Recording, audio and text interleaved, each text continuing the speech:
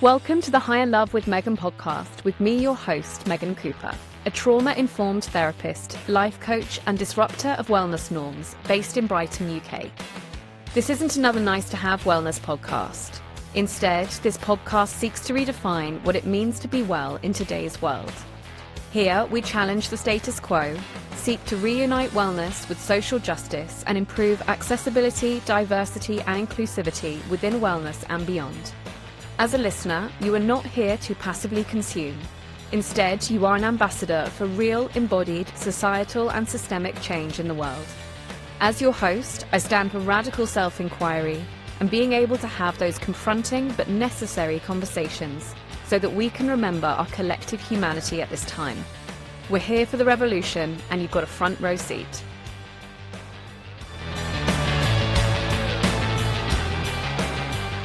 Our mission at Compassion Prison Project is to create trauma-informed prisons and communities.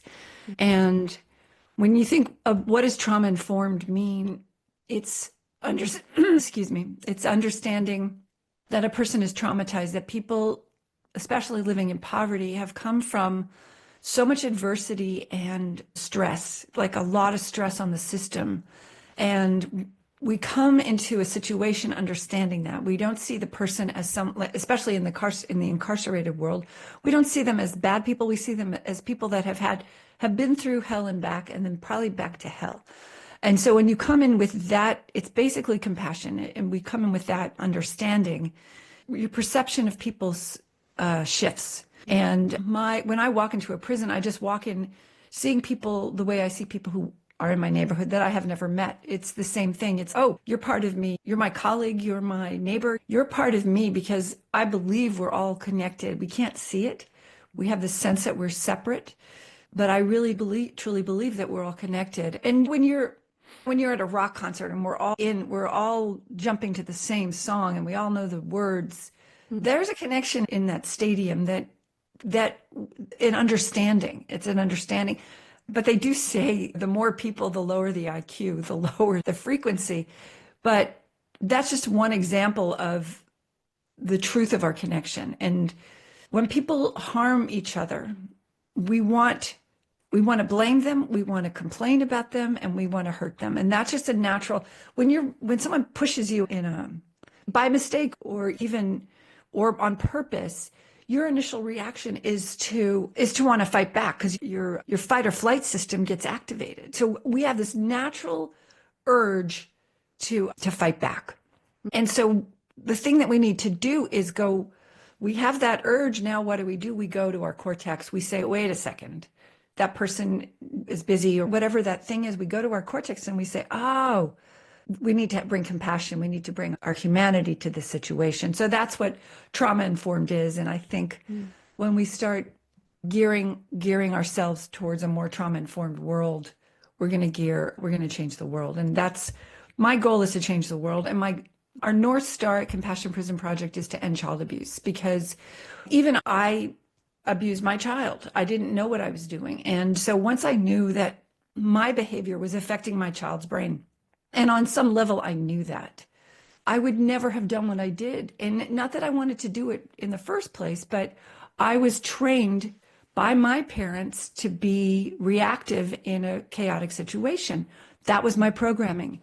And I gave that programming to my son, and he has that now.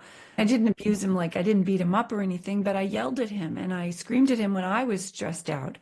And that affected his brain. And so we got to know that what we do to others affects them.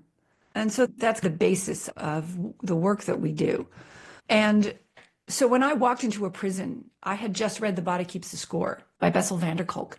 And when I walked into a prison, I had just realized that I was traumatized. And it was like, wait a second, everybody here's traumatized. They're traumatized by prisons, they're traumatized by their families, and they're traumatized by their communities that they grew up in. And that they didn't know that they were traumatized and their brains had been affected.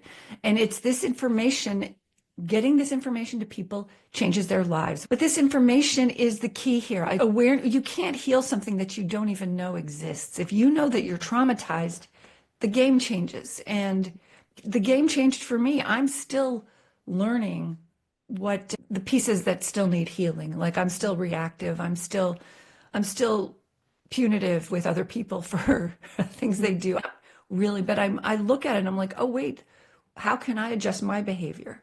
So I think this is a game changer, and I'm excited. I'm excited to see what happens, not only in the United States, we're also in New Zealand. So we're in two of your colonies.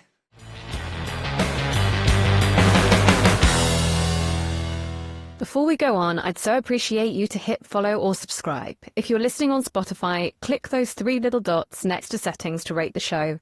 On Apple Podcasts, you can leave a review, or take a moment to explore how you can rate or review on the platform that you're listening or watching.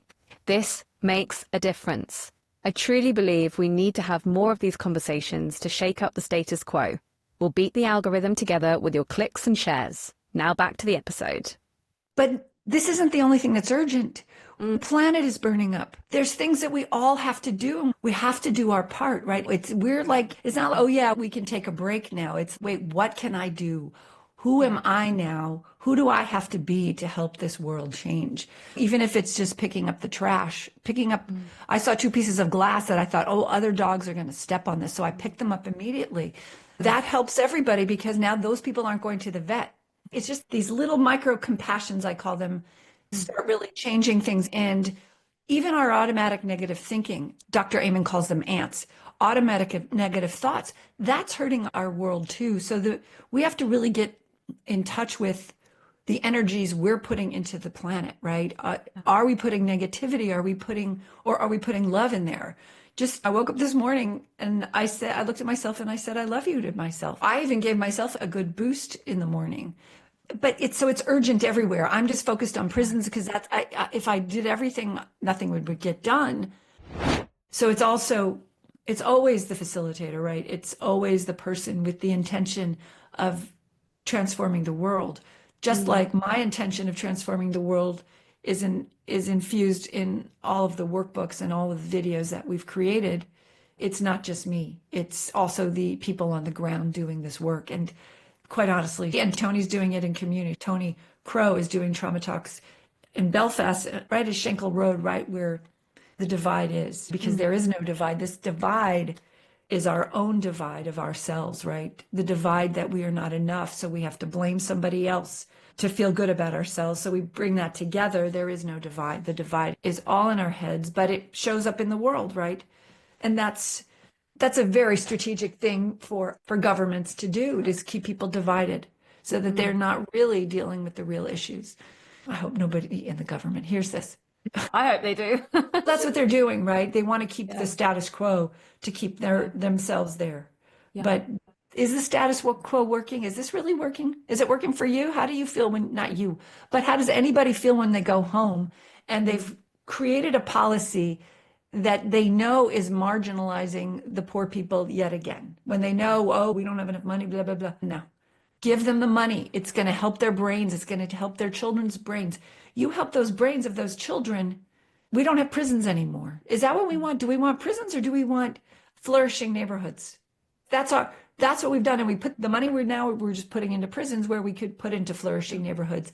And who cares? Who cares what's right and wrong? What you say, they have to pull themselves up. No, we have to pull them up. They are us, right? There's nobody out there. It's us. The people we're looking for is right here.